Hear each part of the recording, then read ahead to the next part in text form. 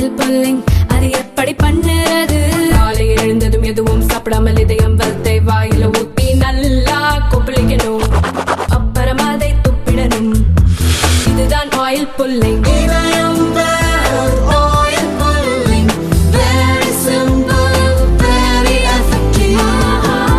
சாதிவாரி கணக்கெடுப்பு நடத்துவதற்கான அவசிய தேவைகளை குறித்து இங்கே சென்னையில்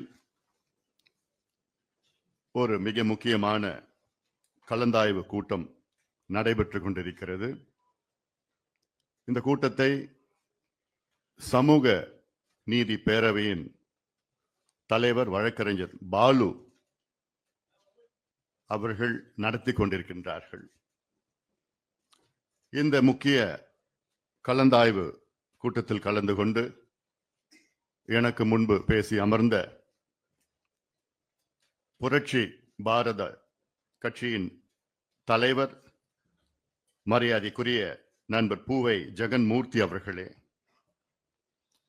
புதிய நீதி கட்சியின் பொதுச் செயலாளர் மரியாதைக்குரிய டாக்டர் கோ சமரசம் முன்னாள் சட்டமன்ற உறுப்பினர் அவர்களே, இந்திய ஜனநாயக கட்சியின் தலைவர் மரியாதைக்குரிய நண்பர் டாக்டர் ரவி பச்சமுத்து அவர்களே, நாடார் மகாஜன சங்கத்தின் செயலாளர் மரியாதைக்குரிய திரு ஏவிஎஸ் மாரிமுத்து அவர்களே, யாதவ மகாசபை சங்கத்தின் செயலாளர் மரியாதைக்குரிய வழக்கறிஞர் சேது மாதவன் அவர்களே, தமிழக மக்கள் முன்னேற்ற கழகத்தின் துணை பொதுச் செயலாளர் மரியாதைக்குரிய திரு தமிழரசன் அவர்களே, தென்னிந்திய ஃபார்வர்ட் பிளாக்கின் தலைவர் மரியாதைக்குரிய திரு KC திருமாறன் ஜி அவர்களே, கொங்கு மக்கள் முன்னணியின் தலைமை ஒருங்கிணைப்பாளர் மரியாதைக்குரிய திரு C ஆறுமுக கவுண்டர் அவர்களே, தமிழ் தேசிய கட்சி தலைவர் மரியாதைக்குரிய திரு KKS செல்வகுமார் அவர்களே,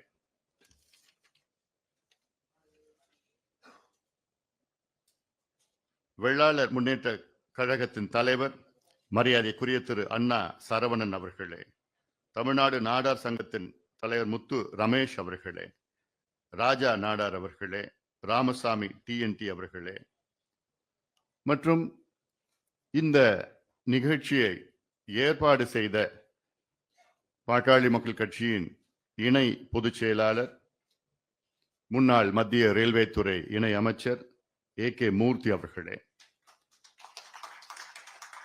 பசுமை தாயகத்தின் செயலாளர் தம்பி அருள் அவர்களே, முன்னாள் சட்டமன்ற உறுப்பினர் தம்பி கணேஷ்குமார் அவர்களே, தேர்தல் பணிக்குழு ஜெயராமன் அவர்கள், பசுமை தாயகத்தின் இணை செயலாளர் ராதாகிருஷ்ணன் அவர்கள் உள்ளிட்ட இங்கே வருகை தந்திருக்கின்ற அனைத்து இயக்கங்கள் சார்பில் வருகை தந்திருக்கின்ற நிர்வாகிகளுக்கும், நமக்கு சாதிவாரி கணக்கெடுப்பு அவசியம் என்ற ஒத்த கருத்துடன் வருகை தந்திருக்கின்ற பெரியோர்கள், தாய்மார்கள், குறிப்பாக ஊடக நண்பர்களுக்கு என்னுடைய பணிவான வணக்கங்களை தெரிவிக்கின்றேன். கடந்த வாரம்தான் வழக்கறிஞர் பாலு அவர்கள் என்னிடம் தொடர்பு கொண்டு, இப்பொழுது ஒரு முக்கிய கட்டத்தில் இருக்கின்றோம், இந்த சாதிவாரி கணக்கெடுப்பு பிரச்சனையை வேகமாக இப்பொழுது எடுக்க வேண்டும். காரணம், கடந்த ஆண்டு, அதற்கு முந்தைய ஆண்டு இதை எடுத்து ஒவ்வொரு பகுதியாக, ஒவ்வொரு மாவட்டமாக சென்று அங்கே இருக்கின்ற தலைவர்களை வைத்து பல கருத்தரங்கள் நடத்தியிருக்கின்றோம். தொடக்க கருத்தரங்கம் எங்களுடைய இனமான காவலர், சமூக நீதி போராளி மருத்துவர் ஐயா அவர்கள் அதில் கலந்து கொண்டார்கள், சென்னையில் நடத்தியது. அந்த கருத்தரங்கள் மூத்த வழக்கறிஞர், முன்னாள் தமிழக தலைமை வழக்கறிஞர் மரியாதைக்குரிய திரு மாசலாமணி அவர்களும், ஓய்வு பெற்ற மூத்த IAS அதிகாரி திரு அசோக் வர்தன் ஷெட்டி அவர்களும், காங்கிரஸ் முன்னாள் மத்திய இணை அமைச்சர் சுதர்சன் நாச்சியப்பன் அவர்கள் அந்த கருத்தரங்கள் கலந்து கொண்டு அத்தனை பேரும் தமிழ்நாட்டிலே சாதிவாரி கணக்கெடுப்பு நடத்த வேண்டும் என்று வலியுறுத்தினார்கள். வழக்கறிஞர் மாசிலாமணி அவர்கள் சட்ட ரீதியாக பேசினார்கள். அசோக் வர்தன் ஷெட்டி அவர்கள் நிர்வாக ரீதியாக பேசினார்கள். இது தேவைகள் அவசியம் என்று.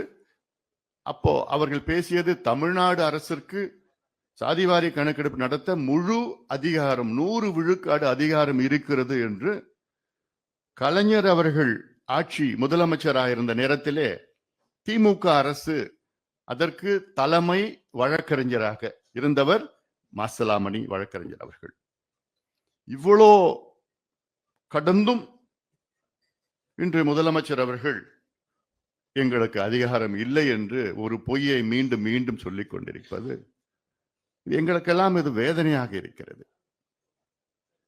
ஒரு முதலமைச்சர் அவர்கள் குறிப்பாக சட்டமன்றத்திற்குள் எங்களுக்கு அதிகாரம் இல்லை ஒரு பொய்யை சொன்னார். மற்றொரு பொய் பீகார் மாநிலத்தில் எடுத்த ஜாதிவாரி கணக்கெடுப்பு அதை பீகார் உயர்நீதிமன்றம் ரத்து செய்திருக்கிறது என்று மற்றொரு பொய்யை சொல்லியிருக்கின்றார்கள். இன்றைய கட்டத்திலே நாங்கள் கூடியிருக்கின்றோம். காலம், அதாவது காலத்தின் இந்த முடிவை, இந்த கலந்தாய்வு கூட்டம் எப்போ, அதான் நாங்க முதல்ல இந்த கலந்தாய்வு கூட்டம் வந்து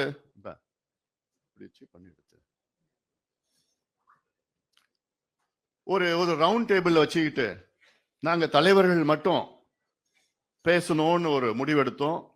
அதன் பிறகு இப்போ ஊடகத்தில் பல பேர் வருவார்கள், அவர்கள் சரியான முறையிலே கிடைக்காது என்ற நோக்கத்திலே தான் ஒரு சின்ன ஒரு அரங்கிலே எடுத்து நடத்தி கொண்டிருக்கின்றோம். நடத்தணும்னா எவ்வளவு பெருசா கூட்டம் நடத்தலாம், ஒரு பொதுக்கூட்டம் நடத்தலாம், மாநாடு நடத்தலாம், எல்லாம் நடத்திட்டு இருக்கலாம். ஏன்னா அந்த அளவுக்கு எங்களுக்குள்ள அவ்வளவு உணர்வுகள் இருக்கு. உணர்வுகள்லாம் கோபம் தான் அதிகமா இருக்கு, அது வெளிப்பாடு. ஆனா எங்களுக்கு வேலை நடக்கணும். அதற்காகத்தான் இன்றைக்கு நாங்க கூடியிருக்கிறோம். கூடி இப்பொழுது முடிவும் எடுத்திருக்கிறோம். இந்த மாதத்திற்குள் சென்னையில ஒரு மாபெரும் ஒரு போராட்டத்தை நடத்த இருக்கின்றோம். சாதிவாரி கணக்கெடுப்பு தமிழக அரசு உடனடியாக அறிவிக்க வேண்டும் என. மேடையில் இருக்கின்ற தலைவர்கள் எல்லாம் அரசியல் ரீதியிலே வெவ்வேறு கருத்துக்கள் அவங்களுக்கும் இருக்கும், வெவ்வேறு கொள்கைகள் இருக்கும். ஆனால் அடிப்படையிலே நாங்கள் ஒன்று சேர்ந்திருப்பது சமூக நீதி என்ற ஒத்தை வார்த்தை, ஒத்தை கொள்கைகள் அடிப்படையில் தான் இவ்வளவு பேர் நாங்க ஒன்னா சேர்ந்திருக்கிறோம். இன்னும் அதிகமா சேர போறாங்க. பொலிட்டிக்கலா நாங்க எங்களுக்கு வேற ஸ்டாண்ட் இருக்கும், அவங்களுக்கு கருத்து இருக்கும், கொள்கைகள் இருக்கும், மாத்த இருக்கு. ஆனால் சமூக நீதி அந்த அடிப்படையில தான் நாங்க ஒன்னா சேர்ந்திருக்கோம். சமூக நீதினா என்ன? சமூக நீதி என்றால் சமூகத்தில் பின்தங்கிய சமுதாயம் முன்னேறிய சமுதாயத்திற்கு நிகராக முன்னேற வேண்டும், அதான் சமூக நீதி. சரி, நீ பின்தங்கிய சமுதாயம் யாரு, எந்த நிலையில் இருக்கிறாங்கன்னு அந்த கணக்கெடுப்பு நடத்தினா தானே உனக்கே தெரியும். அதுவும் ஒரு முதலமைச்சர், அவருக்கு என்ன அக்கறை இருக்கணும், தமிழ்நாட்டில் எந்தெந்த சமுதாயம் பின்தங்கி இருக்கு அப்படின்னு உங்களுக்கு கணக்கெடுப்பு நடத்தினாதான் தெரியும். உங்களுக்கு தெரியாம நீங்க எப்படி இந்த பின்தங்கிய சமுதாயத்தை நீங்க எப்படி முன்னேற்றுவீங்க? ஒரு பழைய கணக்கெடுப்பு நடத்தி வச்சுக்கிட்டு 1931 தான் பழைய கணக்கெடுப்பு நடத்தினாங்க, கடைசியா இந்தியாவில் நடத்தினாங்க. அதுவும் எப்படி நடத்தினாங்க? வெள்ளையர்கள் ஆட்சி காலத்தில் 1871 1871 தான் முதல் மக்கள் தொகை கணக்கெடுப்பு வெள்ளையர்கள் நடத்தினார்கள். அதன் பிறகு 1881 10 ஆண்டுகளுக்கு பிறகு அந்த 10 ஆண்டு காலத்துல பார்த்தாங்க, என்னடா இவ்வளவு மக்கள் தொகை கணக்கெடுப்புல ஒரு சமுதாயம் மட்டும்தான் அரசியல் ரீதியிலும் அதிகார ரீதியிலும் அங்கு பிரதிநிதித்துவம் அவர்களுக்கு இருக்கிறது, மற்றவர்களுக்கு எல்லாம் இல்லைன்னு நோக்கத்துலதான் 1881 வெள்ளையர்கள் மக்கள் தொகை கணக்கெடுப்பை ஜாதிவாரி கணக்கெடுப்பை நடத்தினாங்க. அதன் பிறகு ஒவ்வொரு 10 ஆண்டுகளும் 1891 நடத்தினாங்க. அதுக்கப்புறம் 1901 நடத்தினாங்க, 1911 நடத்தினாங்க, 1921 நடத்தினாங்க, 1931 கடைசியா நடத்தினாங்க. 41 இரண்டாவது உலக போர் நடந்தது. அதனால வெள்ளையர்கள் நடத்த முடியல அவர்களால. 51 விடுதலை கிடைச்சிருச்சு நமக்கு. 47 விடுதலை கிடைச்சிருச்சு. 51 நடத்த முடியல. அப்போ நேரு அவர்கள் நடத்தல. அப்போ இந்த கணக்கெடுப்பை வைத்துத்தான் வெள்ளை காலத்துல அப்பொழுது சென்னை மாகாணம் மெட்ராஸ் பிரசிடென்சி, அப்போ இந்தியாவில் முதல் 100 விழுக்காடு இடஒதுக்கீடு அப்படின்னு அறிவிச்சது எப்போன்னா நீதி கட்சி 1921 ஆட்சிக்கு வந்த நேரத்தில் 100% ரிசர்வேஷன் அறிவிச்சாங்க. ஆனால் அந்த சட்டத்தை கொண்டு வந்து நடைமுறைப்படுத்துவதற்கு 1927 தான் நடைமுறைப்படுத்த முடியுது. நினைச்சு பாருங்க, அப்போ தமிழ்நாட்டில் 100 விழுக்காடு இடஒதுக்கீடு. அதன் பிறகு 1935 இந்திய அளவில் இடஒதுக்கீடு அப்பதான் முதல் கொண்டு வந்தாங்க. அப்பொழுது நினைச்சு பாருங்க, தமிழ்நாட்டில் சென்னை மாகாணத்துல மத்திய வேலைகளிலும் 100 விழுக்காடு இடஒதுக்கீடு, மாநில வேலைகளும் 100 விழுக்காடு இடஒதுக்கீடு. ஆனா அதுக்கு பிறகு என்ன நடந்ததுன்னா, விடுதலை அடைந்து 6 நாட்களில் மத்தியில் இருக்கின்ற இடஒதுக்கீடை ரத்து பண்ணிட்டாங்க. அப்புறம் 1950 தமிழ்நாட்டில் இருந்த மாநில அளவில் இருக்கின்ற இடஒதுக்கீடு நீதிமன்றத்தில் ரத்து பண்ணிட்டாங்க. அதன் பிறகுதான் தந்தை பெரியார் போன்றவர்கள் வந்து போராட்டம் பண்ணினா, அதன் பிறகு அரசியல் சாசன முதல் சட்ட திருத்தம், கான்ஸ்டிடியூஷன்ல முதல் அமெண்ட்மெண்ட் கொண்டு வந்தது. இது வரலாறு. இதுக்கப்புறம் நிறைய நடந்தது இல்லை. அதெல்லாம் பேசணும்னா நிறைய நேரம் ஆகும். அதுல பேசலாம். அதுக்கு உங்களுக்கு சில நிறைய பேருக்கு தெரியும். அதுல அதன் பிறகு தொடர்ச்சியா தான் தமிழ்நாட்டில் இடஒதுக்கீடு கொஞ்சம் கொஞ்சமா வந்து 41 இருந்து அப்புறம் 50 விழுக்காடு வந்து, அதுக்கப்புறம் 68 விழுக்காடு வந்து, அப்புறம் 69 விழுக்காடு. 69 விழுக்காடு தமிழ்நாட்டில் மட்டும்தான் இருக்கு. இந்தியாவில் வேற எந்த மாநிலத்திலும் கிடையாது. மற்ற மாநிலங்கள்லாம் வெறும் 50 விழுக்காடு தான் இருக்கு. அந்த 69 விழுக்காடுக்கும் ஆபத்து வந்தது. அப்போ இதை யாரு காப்பாத்தினாங்கன்னா, அப்பொழுது இருந்த முதலமைச்சர் செல்வி ஜெயலலிதா அம்மையார் அவர்கள். அந்த அம்மா இல்லைன்னா இன்னைக்கு தமிழ்நாட்டிலையும் 50 விழுக்காடு தான் இருந்திருக்கும். வேற வழி கிடையாது. அந்த எப்படி காப்பாத்தினாங்க? 9வது அட்டவணையில் அரசியல் சாசனம் 9வது 9 ஷெட்யூல்ல அது கொண்டு வந்து அதுல பாதுகாப்பு கொடுத்ததெல்லாம் இது சும்மா சட்டம். தமிழ்நாட்டுல சட்டம் நிறைவேற்றினா போதாது. அவங்க சட்டம் நிறைவேற்றி தமிழ்நாட்டுல 93, 94 சட்டத்தை நிறைவேற்றி அப்பொழுது நரசிம்மராவ் பிரதமர் அவர்கள் அவரை அழுத்தம் கொடுத்து வலியுறுத்தி அரசியல் சாசன சட்ட திருத்தம், கான்ஸ்டிடியூஷனல் அமெண்ட்மெண்ட் பண்ணணும்னா 2/3 மெஜாரிட்டி பார்லிமெண்ட்ல நடக்கணும். அப்படி 2/3 மெஜாரிட்டி நினைச்சு பாருங்க. தமிழ்நாட்டு பிரச்சனை இது. ஆனா நம்ம நாடாளுமன்றத்தில் 2/3 மெஜாரிட்டி வைத்து தமிழ்நாட்டினுடைய சட்டத்தை 9வது அட்டவணையில பாதுகாப்பு கொடுத்தது அப்பொழுது முதலமைச்சர் செல்வி ஜெயலலிதா. இவ்வளவு பெரிய ஒரு காரியம் பண்ணியிருக்கிறாங்க. ஆனா இது நம்ம யாரும் பேசுறது இல்லை. ஏன்னா அதுக்கு முன்பு வந்த மண்டல் குழு பரிந்துரை, அதுக்கப்புறம் இந்திராசாணி வழக்கு 1992 இந்திராசாணி வழக்கு போட்டு அந்த வழக்குல வந்து அப்போ இதுக்கு முன்பு நடந்தது Balaji versus state of Karnataka 1962 உச்சநீதிமன்றம் தீர்ப்பு ஒண்ணு இருக்கு. அதுல என்னன்னா 50 விழுக்காட்டிற்கு மேல் யாருமே இடஒதுக்கீடு கொடுக்க கூடாதுன்னு 1962 உச்சநீதிமன்றம் சொல்லிட்டாங்க. அதன் பிறகு எத்தனையோ தீர்ப்புகள் வந்து இந்திராசாணி வழக்கு வந்தது. அப்போ 13 ஜட்ஜா 13 ஜட்ஜ் இந்திராசாணி வழக்குல அவங்களும் அதை நிலைநாட்டிட்டாங்க, 50 விழுக்காடுக்கு மேல போகக்கூடாதுன்னு. அப்ப தமிழ்நாட்டுக்கு அப்போ 93 ஒரு வழக்கு போட்டாங்க. தமிழ்நாட்டுல 69 விழுக்காடு இடஒதுக்கீடு இருக்கக்கூடாதுன்னு வழக்கு போட்டாங்க. அந்த வழக்கு அதற்கு ஏற்ப தான் இந்த சட்டத்தை ஜெயலலிதா அவர்கள் கொண்டு வந்தார். அதன் பிறகு 2010 உச்சநீதிமன்றம் தலைமை நீதிபதி கபாடியான்னு நினைக்கிறார், அவர் என்ன பண்ணிட்டாரு, இந்த வழக்கை எடுத்துக்கிட்டு அவர் சொன்னாரு, எனக்கு 9வது அட்டவணையில் இருந்தாலும் எனக்கு கவலை இல்லை, நான் இது எடுத்து நான் கொண்டு வருவேன், இது வந்து ஒரு வழக்கை எடுத்துப்பேன்னு சொல்லி எடுத்துக்கிட்டார். எடுத்துக்கிட்டு அப்புறம் என்ன பண்ணாங்க, 2010 ஒரு தீர்ப்பு கொடுத்தார். அவர் கப்பாடியா தீர்ப்பு கொடுத்தார். அந்த தீர்ப்புல என்ன சொன்னாரு, இந்த வருஷம் நான் தமிழ்நாட்டில் 69 விழுக்காடு இடஒதுக்கீட நான் ஏத்துக்கிறேன். ஆனால் ஒரு ஆண்டிற்குள் தமிழக அரசு ஜாதிவாரி கணக்கெடுப்பு நடத்தி தமிழ்நாட்டில் 69 விழுக்காடு மக்கள் பிற்படுத்தப்பட்ட மக்கள், தாழ்த்தப்பட்ட மக்கள், பழங்குடி மக்கள், மிகவும் பிற்படுத்தப்பட்ட மக்கள் இருக்கிறார்களா என்று எனக்கு ஆதாரம் வேண்டும், டேட்டா வேண்டும், ஓராண்டிற்குள் டேட்டா வேண்டும் என்று உச்சநீதிமன்ற நீதிபதி கபாடியா 2010 தீர்ப்பு வழங்கி போயிட்டார். அதன் பிறகு ஓராண்டு காலம் கழித்து அப்போ எடுக்கல. அந்த நேரத்தில் கலைஞர் தான் இருந்தார். அப்போ எங்க மருத்துவர் ஐயா அவர்கள் கலைஞரை பார்த்து, இங்க பாருங்க தீர்ப்பு வந்துருச்சு, உச்சநீதிமன்றம் தீர்ப்பு வந்துருச்சு, தயவு செய்து எடுங்கன்னு, சரிங்க பார்க்கலாங்க, நிச்சயமா நான் செய்யறேன். ஒன்றும் நடக்கல. அப்ப ஜனார்தன் அவர்கள் பிற்படுத்தப்பட்ட ஆணையராக இருந்தார், பேக்வர்ட் கிளாஸ் கமிஷன் சேர்மனா இருந்தார், தலைவராக இருந்தார். அவர் என்ன பண்ணிட்டாரு, 1931 சென்சஸ், கடைசியா நடந்த சென்சஸ், சட்டநாதன் அவர்கள் எடுத்த கணக்கெடுப்பு, சட்டநாதன் அவர்கள் சென்சஸ் எக்ஸ்ட்ராபுலேட் பண்ணிட்டார். 31 மக்கள் தொகை எவ்வளவுன்னா 69 70 எவ்வளவு இருக்கும், 31 எடுத்த கணக்கெடுப்புல எக்ஸ்ட்ராபுலேட் பண்ணிட்டார். அம்பாசங்கர் அவர்கள் பிறகு 84 85 வந்தாரு. அவர் கணக்கெடுப்பு, அவர் எடுத்த டோர் டு டோர் எனுமரேஷன், இது எல்லாம் சேர்ந்து ஜனார்தன் அவர்கள் ஒரு கம்பைல் பண்ணி இங்க 69க்கு மேல தமிழ்நாட்டுல இருக்கிறாங்க அப்படின்னு சொல்லி உச்சநீதிமன்றத்துல ஓரளவுக்கு ஜஸ்டிஃபை பண்ணார். அதனாலதான் உச்சநீதிமன்றம் அமைதியா இருந்துட்டாங்க. அமைதியா தான் இருக்கிறாங்க தவிர அந்த கேஸ் இன்னும் இருக்கு. அதன் பிறகு 2017 ஒருத்தர் வழக்கு போட்டார் உச்சநீதிமன்றத்துல, 18 இன்னொருத்தர் கேஸ் போட்டார்.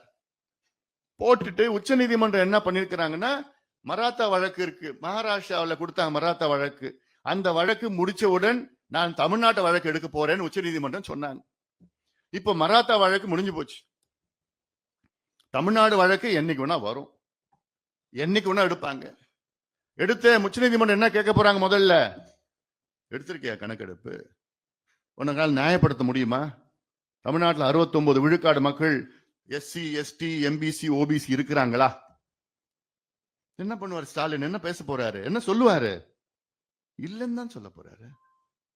அப்ப உச்சநீதிமன்றம் என்ன தீர்ப்பு வழங்குவாங்க, கொடுப்பாங்க, 69 விழுக்காடை நான் குவாஷ் பண்றேன், தள்ளுபடி செய்யறேன், தமிழ்நாட்டில் 50 விழுக்காடு தான் என்று ஒரு தீர்ப்பு கொடுத்தாங்கன்னா என்ன நடக்கும் தமிழ்நாட்டில்?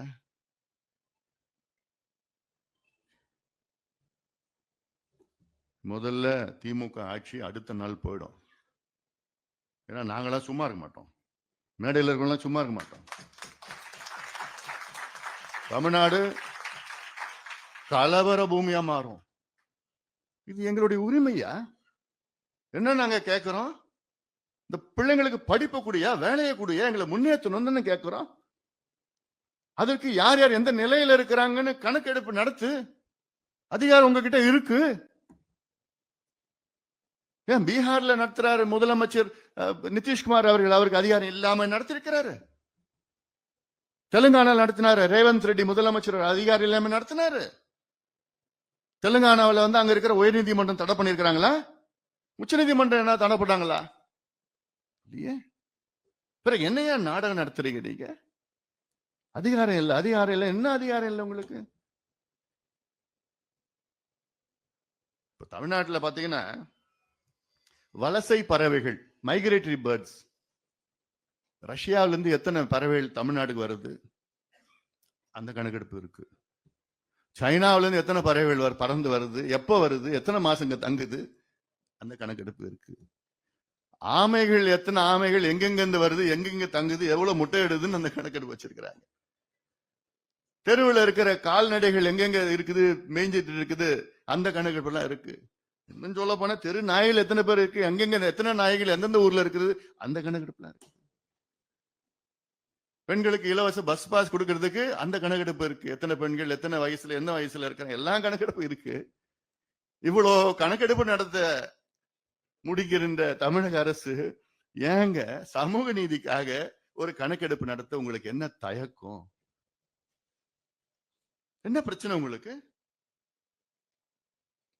தூங்குறவங்களை எழுப்பலாம், தூங்குற போன்ற நடிப்பவர்களை எழுப்ப முடியாது.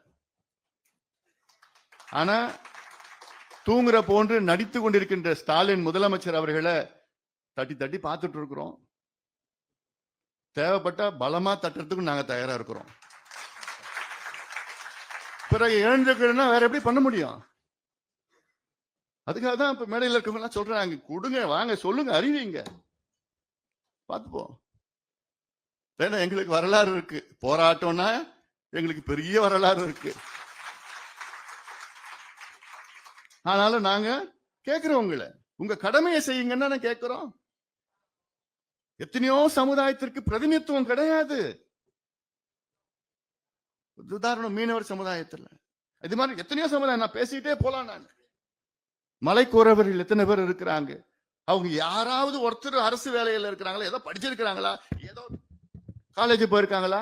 எப்படி நீங்க கண்டுபிடிப்பீங்க? ஆய்வு நடத்தினா தானே கண்டுபிடிக்க முடியும். அது கூட நான் நடத்த மாட்டேன். அது மத்திய அரசு நடத்தணும்னா என்னையா மோசடி, இது என்னையா மோசடி?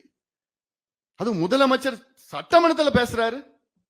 சரி, முதலமைச்சருக்கு தான் தெரியல வச்சுக்கீங்களா, ஐஏஎஸ் அதிகாரி கூட தெரியாது. பீகார்ல நடத்தின ஜாதிவாரி கணக்கெடுப்பு, பீகார் உயர் நீதிமன்றம் அதை ரத்து செய்யவில்லை. பீகார் உயர் நீதிமன்றம் ரத்து செய்தது என்ன, அது தள்ளுபடி ஸ்டே பண்ணது என்னன்னா, கணக்கெடுப்பு நடத்தி அதுல இடஒதுக்கீடு அதிகப்படுத்தினார்கள். அந்த முறை தப்புன்னு சொன்னாங்க.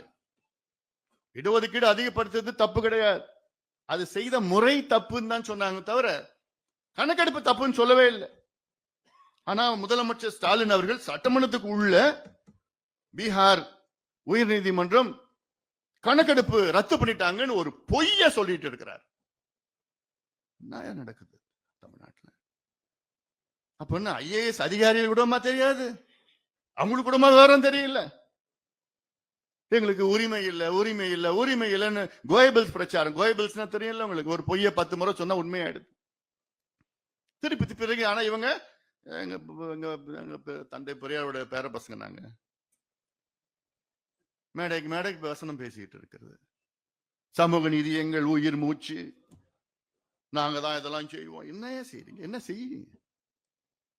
பாலு சொன்னார்ல, இதுக்கு முன்பு முதலமைச்சர் யாராவது, ஏன் உங்களுடைய தந்தை கலைஞர் அவர்கள், ஆனா கலைஞர் இன்னைக்கு இருந்திருந்தாருன்னா ஒரு நிமிடம் யோசிக்க மாட்டார், உடனே கையெழுத்து போட்டிருப்பார். அவருக்கு தெரியும், அவருக்கு உள்ள சமூக நீதி உணர்வு அவருக்கு இருந்தது, இப்ப இருக்கிறவருக்கு இல்ல. இதுக்கு முன்பு எடப்பாடி பழனிசாமி அவர்கிட்ட போய் கேட்டோம், முதலமைச்சர், அவரும் எங்களுக்கு அதிகாரம் இல்லைன்னு யாரும் சொல்லலையே. ஜெயலலிதா அம்மையாரை போய் பார்த்தோம், அவங்களுக்கும் அதிகாரம் இல்லைன்னு சொல்லலையே, நாங்க நிச்சயமா செய்வோம் தானே சொன்னாங்க. அதுக்கு முன்பு கலைஞரை பார்த்தோம், அவங்களுக்கும் அதிகாரம் இல்லைன்னு சொல்லலையே. அதுக்கு முன்பு எம்ஜிஆர் அவர்களை பார்த்தோம், அவருக்கும் அதிகாரம் இல்லைன்னு சொல்லலையே. இவர் மட்டும்தான் இவருக்கு அதிகாரம் இல்லைங்க. அப்ப என்ன, பீகார் என்ன ஜப்பான்ல இருக்குதா, சைனாவில் இருக்குதா, தெலுங்கானா என்ன அமெரிக்காவில் இருக்குதா? இந்தியாவில் தானே இருக்குது. எல்லா மாநிலத்தையும் ஒரே சட்டம் தானே. 2008 இந்தியன் ஸ்டாட்டிஸ்டிக்கல் ஆக்ட் படி மத்திய அரசு கணக்கெடுப்பு நடத்தலாம், மாநில அரசு நடத்தலாம். உள்ளாட்சி பிரதிநிதிகள், ஏன் உள்ளாட்சி பிரதிநிதிகள்னா யாரு? டிஸ்ட்ரிக்ட் சேர்மன் மட்டும் கிடையாது, ஒன்றிய சேர்மன் மட்டும் கிடையாது, பஞ்சாயத்து தலைவர் நடத்தலாம். பஞ்சாயத்து தலைவருக்கு அதிகாரம் இருக்குது, ஆனா நமக்கு தமிழ்நாடு முதலமைச்சருக்கு அதிகாரம் இல்லையா? என்னையா இது, யாரையா ஏமாத்துறீங்க? இன்னைக்கு பஞ்சாயத்து தலைவர் நினைச்சாங்கன்னா, இந்தியன் ஸ்டாட்டிஸ்டிக்கல் ஆக்ட் 2008 படி என் பஞ்சாயத்துல எத்தனை வீடு இருக்கு, அந்த வீட்டுல எத்தனை கழிப்பறைகள் இருக்கு, அந்த வீடு கல்லு வீடா குடிசை வீடா, அந்த வீட்டுல இருக்கவங்க எத்தனை பேர் படிச்சிருக்கிறாங்க, என்ன படிப்பு படிச்சிருக்கிறாங்க, அரசு வேலைக்கு போயிருக்கிறாங்களா, அவங்க பைக் வச்சிருக்கிறாங்களா, இல்ல எவ்வளவு நிலம் எவ்வளவு வச்சிருக்கிறாங்க, இதெல்லாம் கணக்கெடுக்கிறதுக்கு பஞ்சாயத்து தலைவருக்கு அதிகாரம் இருக்கிறது. ஆனா நம்ம முதலமைச்சர் மட்டும்தான் கிடையாது.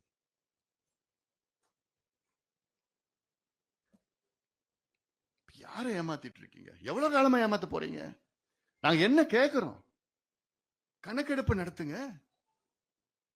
சர்வேக்கும் இல்ல சென்சஸ் சர்வே, சென்சஸ் சர்வே. நாங்க கேட்கறது சென்சஸ் கேட்கல, சர்வே கேளுங்க.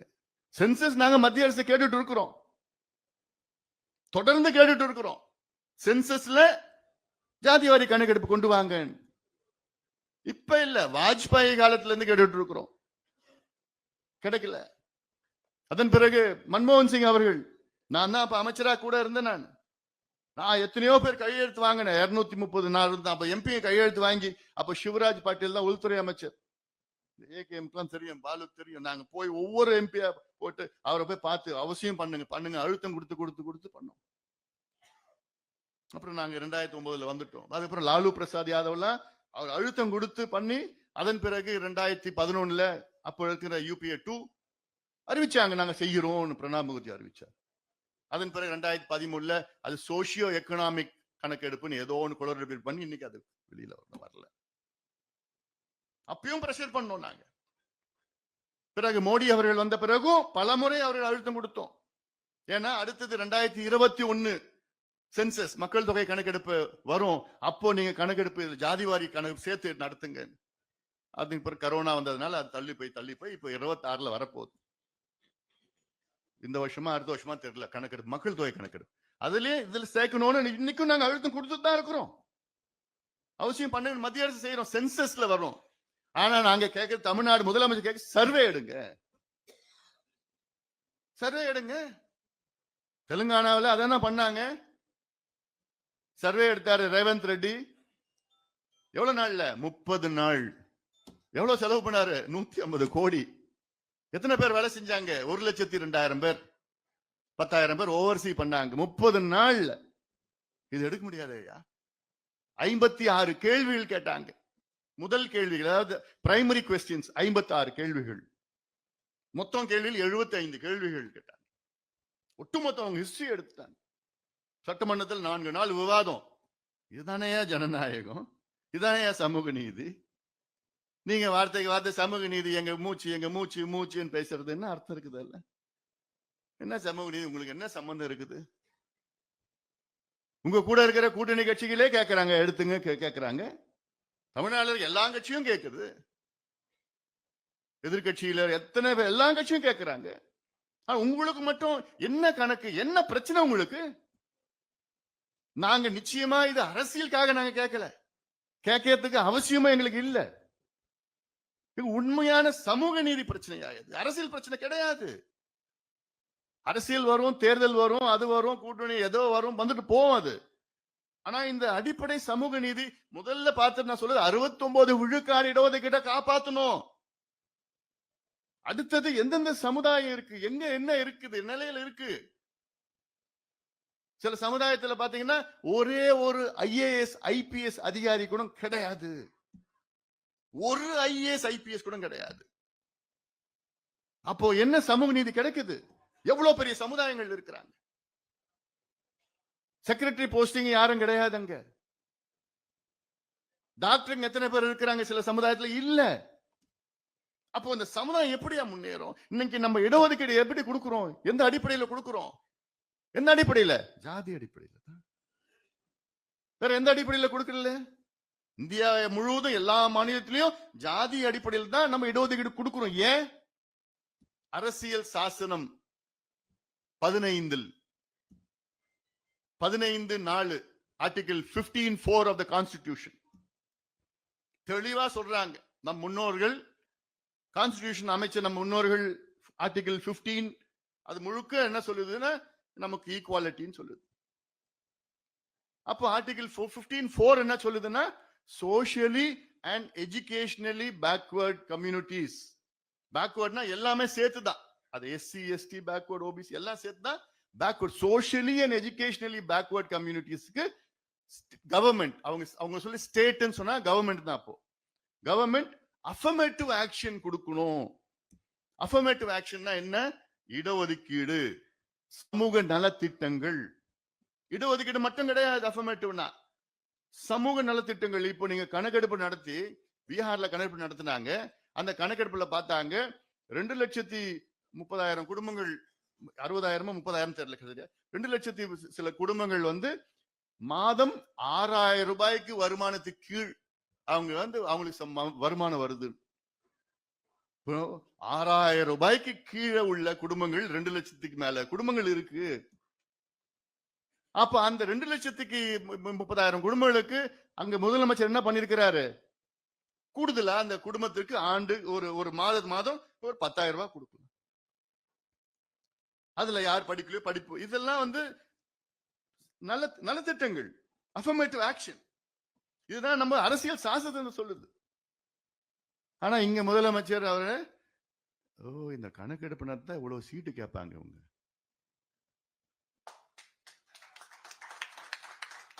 அவருக்கு இதுல ஏறது அவ்வளவுதான். அவருக்கு ஐயோ இவங்க இந்த ஜாதி எந்த சீட்டு கேட்பாங்க, அப்புறம் இந்த ஜாதியில அந்த மாவட்ட செயலர் கேட்பாங்க. ஏற்கனவே நீங்க அதை வச்சுதான் நீங்க அரசியலே பண்றீங்க. ஆனா இன்னைக்கு யாருக்கு தெரியுமா துல்லியமான கணக்கெடுப்பு இருக்கு? திமுக கிட்ட தான் இருக்கு. புரியுதா? எலெக்ஷன் நேரத்துல இந்த கிராமத்துல இந்த வீட்டுல இந்த தெருவுல இந்த வீட்டுல 5 பேர் இந்த சமுதாயத்துல இருக்கிறாங்க, அந்த 5 பேரு எந்த ஓட்டுக்கு யாருக்கு போடுவாங்க கிளீனா வச்சிருப்பாங்க ஸ்கெட்ச். பக்கத்து வீட்டுல எந்த சமுதாயத்துல இருக்கிறாங்க அவங்க யாருக்கு ஓட்டு போடுவாங்க, அவங்களுக்கு எப்படி ஸ்கெட்ச போட்டு எப்படி கொடுக்கலாம் கிளீனா வச்சிருக்கிறாங்க. அவங்க கிட்ட இல்லாத டேட்டாவே கிடையாது. எதுக்கு பயன்படுத்துறாங்க? இடஒதுக்கீடுக்கா, முன்னேற்றுவதற்காக, ஓட்டுக்கு கொடுக்கறதுக்கு இதெல்லாம் பண்றாங்க. ஆனா இவங்களை இந்த பிள்ளைங்களை பாவம் படிக்க வைக்கிறதுக்கு, படிச்ச பிள்ளைங்களை வேலை கிடைக்கிறதுக்கு அந்த மனசெல்லாம் வரலையே ஸ்டாலின் அவர்களுக்கு. இதுதான் சமூக நீதியா? இதுதான் இவங்க பேசுற சமூக நீதியா? இனியும் நாங்கள் பொறுமையாக இருக்க மாட்டோம். போதும், கேட்டு கேட்டு பார்த்துட்டோம். இவ்வளோ சொல்லி பார்த்தேங்க. மருத்துவர் ஐயா 45 ஆண்டு காலம் ஒரு மனுஷன் போராடிட்டு இருக்கிறாருன்னா அது சாதாரண போராட்டம் கிடையாது. 45 ஆண்டு காலம். இன்னைக்கு 86 வயசு, இன்னைக்கும் போராடிட்டு இருக்காரு. எதுக்கு? கணக்கெடுப்பு நடத்தியா? கணக்கெடுப்பு நடத்தினாதான் எந்த சமுதாயம் எந்த நிலையில இருக்குன்னு தெரியும். இந்த இடஒதுக்கீடு 100 விழுக்காடு சமுதாயங்களுக்கு போய் சேரணும். அந்தந்த சமுதாயம் ஒண்ணு என்ன மக்கள் தொகையில இருக்கிறாங்க. வெறும் மக்கள் தொகை அடிப்படையில் மட்டும் போதாது. ஒண்ணு மக்கள் தொகை, அடுத்தது சமூக பின்தங்கிய நிலை,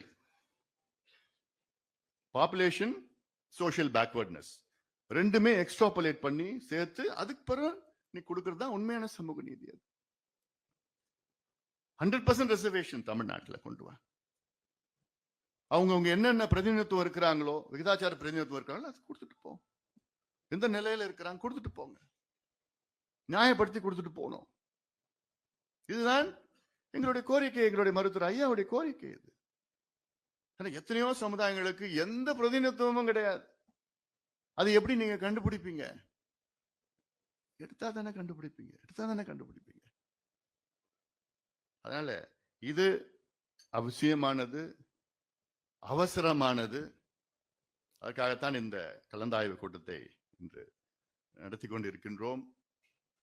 ஏதோ அவசரமா பாலு அவசரமா நடத்தணும். கொஞ்சம் நாள் போன வாரம் முடிவு பண்ணி டக்குன்னு நடத்திட்டோம். அது 5 நாள் 6 நாள்ல. அதனால அடுத்தது நம்ம இப்போ இந்த மாதத்துல ஒரு போராட்டம் சென்னையில, அதன் பிறகு ஸ்டாலின் அவர்கள் அறிவிக்கலைன்னா தமிழ்நாடு முழுவதும் போராட்டம் நடக்கும்.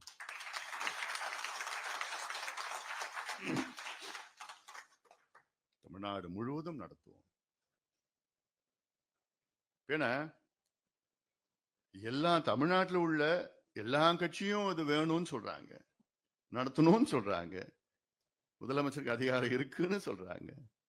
இந்த முதலமைச்சர் மட்டும் எனக்கு நடத்தணும் தான் அவர் சொல்றது, நடத்தணும் தான், எனக்கு அதிகாரம் கிடையாது. அதாவது ஒரு தைரியமான முதலமைச்சர் என்ன செய்வார் தெரியுமா?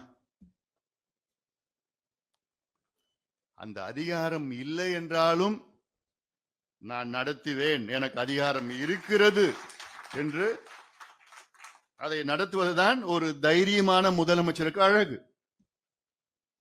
எல்லாத்துக்கும் நீங்க மத்திய அரசு எங்க உரிமைகளை பறிச்சுக்கிறாங்க, மத்திய அரசு எங்க உரிமைகளை பறிச்சுக்கிறாங்க நீங்க சொல்றீங்க இல்ல? இப்ப நம்ம உரிமைகளை இவரே மத்திய அரசு கொடுத்துட்டு இருக்கிறாரு. என்ன இது? டபுள் கேம், இது டபுள் ஸ்டாண்டர்ட். இது அது நடத்துங்க. அப்படி உங்களுக்கு அதிகாரம் இல்லைன்னு யார் சொல்றாங்க பார்க்கலாம். இன்னைக்கு மத்திய அரசு உங்களுக்கு அதிகாரம் இல்லைன்னு சொன்னாங்களா? இல்லையே. சர்வே தானே கேட்கிறோம். சட்டமே இருக்கு, நாடாளுமன்ற சட்டம் இருக்கு.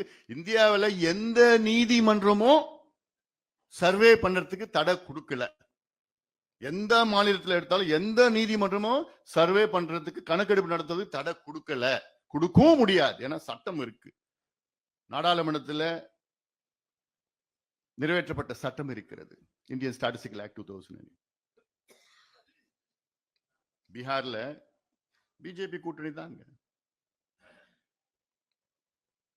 சிலது அவங்க நடத்துவாங்களா, அவங்களுக்கு எதிர்ப்பெல்லாம் அதுக்குள்ள நான் போக விரும்பல. பீகார் சட்டமன்றத்தில் எல்லா கட்சியும் தான் அந்த சட்டத்துக்கு ஆதரவு கொடுத்தாங்க, பிஜேபி உட்பட. அதே போன்று ராகுல் காந்தி அவர்களும் நிச்சயமா நடத்தணும் வலியுறுத்தி அது ஒரு எலெக்ஷன் பிரச்சாரமா கொண்டு வந்தார்.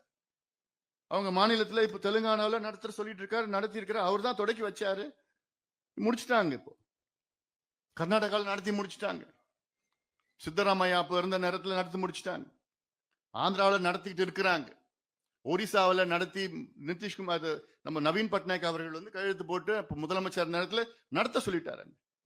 ஜார்க்கண்ட்ல நடத்திட்டு இருக்கிறாங்க. அப்போ இவ்வளோ மாநிலங்கள்ல இந்தியாவில் நடத்திக்கிட்டு இருக்காங்க, நடத்தி முடிச்சும் போயிட்டாங்க. நம்ம ஆளுக்கு மட்டும் எங்களுக்கு அதிகாரம் இல்லைங்க, எங்களுக்கு அதிகாரம் இல்லைங்க இப்படி சொல்லிட்டு இருக்கிறது வேடிக்கையா இருக்குது, வேடிக்கையா இருக்கு. அதனால இதை நாம் எல்லோரும் ஒன்று சேர்ந்து, தமிழ் சமுதாயம் ஒன்று சேர்ந்து, இது நம்முடைய சமூக நீதிக்காக, பின்தங்கிய சமுதாயங்கள் முன்னேற வேண்டும் என்ற நோக்கத்திற்காக நாம் இதை அவசியம் செய்ய வேண்டும். இந்த கணக்கெடுப்பு நடத்தினா அங்க பாருங்க, இன்னைக்கு தமிழ்நாட்டில் பட்டியலினத்தை சார்ந்தவர்கள் அவர்களுக்கு 18 விழுக்காடு இடஒதுக்கீடு, பழங்குடி மக்களுக்கு 1%, 19. பட்டியலின மக்கள் தமிழ்நாட்டில் கிட்டத்தட்ட 23% இருக்கின்றார்கள், கிடைக்கிறது 18%. அப்ப என்ன இந்த சமூக நீதிக்கு 5% இல்ல, கிடைக்கல. அவங்களுக்கு அவசியம் கிடைக்கணும். 18 விழுக்காட்டுல இருந்து குறைந்தது 22 விழுக்காடு பட்டியலின மக்களுக்கு அதிகப்படுத்தணும். பழங்குடி மக்களுக்கு 1% இருந்து 1.5% அதிகப்படுத்தணும். எம்பிசிக்கு 20% இருந்து 23% அதிகப்படுத்தணும். பிசிக்கு 30% இருந்து 45% அதிகப்படுத்தணும். இது ஒரு விதமான கருத்து. இது கணக்கெடுப்பு நடத்தினா அதிகப்படுத்தலாம். இன்னொரு விதமான கருத்து, எல்லாமே எல்லாத்துக்கும் கொடுங்க, இடஒதுக்கீடு கொடுங்க, கணக்கெடுப்பு நடத்தி. பிராமணருக்கு கொடுங்க, ரெட்டியாருக்கு கொடுங்க, நாயுடு கொடுங்க, முன்னேறிய எல்லாத்துக்கும் கொடுங்க. அவங்களுடைய மக்கள் தொகை அடிப்படையிலையும் சமூக பின்தங்க நிலை அடிப்படையிலும் கொடுங்க. 100% ரிசர்வேஷன். ஆனா இது ரெண்டுத்துக்கும் நீங்க டேட்டா இருந்தா தானே, கான்டெம்பரரி பர்டினன்ட் டேட்டா அப்படின்னு சொல்றாங்க உச்ச நீதிமன்றத்தில். எடுத்துட்டு போங்க. எவ்வளவு நாள்ல எடுத்தா? தெலுங்கானால 30 நாள். பீகார்ல எவ்வளவு நாள் எடுத்தாங்க தெரியுமா? பீகார்ல 12 கோடி மக்கள், தமிழ்நாடுல 7.25 கோடி 8 கோடி கூட வச்சுக்கங்களேன். 12 கோடி பீகார்ல எவ்வளவு நாள் எடுத்தாங்க? 45 நாள்ல எடுத்தாங்க. 500 கோடி ரூபாய் செலவு பண்ணாங்க, 45 நாள்ல எடுத்தாங்க. 2.5 லட்சம் பேர் கணக்கெடுப்பு நடத்தினாங்க பீகார்ல. தமிழ்நாட்டுல டக்குன்னு எவ்வளவு முன்னேறி இருக்கிற மாநிலம் தமிழ்நாடு, அதை நடத்திட்டு போறது எவ்வளவு ஆகுது. அதனால இதை முதலமைச்சர் அவர்கள் இது ஏதோ மறுபடியும் எங்களுக்கு அதிகாரம் இல்லைன்னு இந்த பொய்யை சொல்ல வேண்டாம். உங்களுக்கு அழகு கிடையாது, உங்க பொறுப்புக்கு உங்க பதவிக்கு அழகு கிடையாது. அதிகாரம் இல்லைன்னு தயவு செய்து சொல்லாதீங்க, அதை நிறுத்திக்கங்க. உண்மையிலே இந்த சமூக நீதிக்காக, ஏன்னா நீங்க உங்க கட்சியினுடைய பாரம்பரியம்லாம் இருக்கு. அந்த பெரியார் அவர்கள், பிறகு திராவிட கழகமாக, பிறகு திராவிட முன்னேற்ற கழகம், அண்ணா அவர்கள், கலைஞர் அவர்கள்லாம் பாரம்பரியம் இருக்கு. அவர்களெல்லாம் உண்மையாக சமூக நீதிக்காக உழைத்தவர்கள். அந்த பாரம்பரியத்தில் வந்த முதலமைச்சர் ஸ்டாலின் அவர்களே, வரலாறு உங்களை தவறாக பேசும், வரலாறு உங்களை தவறாக பேசும், அதை தவிர்த்து கொள்ளுங்கள். அவசியமானது தமிழ்நாட்டிலே இன்றைய காலகட்டத்திலே மற்ற மாநிலங்களை நடப்பது போன்று நீங்களும் சாதிவாரி கணக்கெடுப்பு சர்வே, இந்தியன் ஸ்டாட்டிஸ்டிக்கல் ஆக்ட் 2008 படி சர்வேயை உடனடியாக அமைச்சரவையை கூட்டி இதை சர்வே செய்ய வேண்டும் என்று ஒரு ஆணையை பிறப்பியுங்கள். ஒரு மாதத்திலே கணக்கெடுப்பு நடத்தி பிறகு வேற என்னென்ன அடுத்த கட்டத்தில் என்ன செய்யலாம் என்று சட்டமன்றத்திலே விவாதம் நடத்த வேண்டும் என முதலமைச்சர் அவர்களே இந்த கூட்டத்தின் மூலமாக நாங்கள் கேட்கின்றோம். ஒரு ஆழமான முக்கியமான ஒரு கோரிக்கையாக நாங்கள் வைக்கின்றோம். சொன்னது போன்ற அது செய்யவில்லை என்றால் நாங்கள் முதல் கட்டமாக இந்த மாதத்தில் ஒரு மிகப்பெரிய ஒரு ஆர்ப்பாட்டம் சென்னையிலே நடைபெறும். பிறகு அடுத்தது முதலமைச்சர் அவர்கள் மீண்டும் அதை செய்யவில்லை என்றால், தொடர்ந்து அதை செய்யவில்லை என்றால், தமிழ்நாடு முழுவதும் பல வகை போராட்டங்கள் நடத்த பல வகை போராட்டங்களை நாங்கள் நடத்துவோம் என்று இந்த நேரத்தில் கேட்டுக்கொண்டு, இந்த அவசர அழைப்பை ஏற்று இங்கே வரைய தந்திருக்கின்ற என்னுடைய அருமை சகோதரர்களுக்கு, அத்துணை தலைவர்களுக்கும் என்னுடைய நெஞ்சார்ந்த நன்றியை, பாராட்டுகள், வாழ்த்துக்களை தெரிவித்து அமர்கின்றேன். நன்றி, வணக்கம்.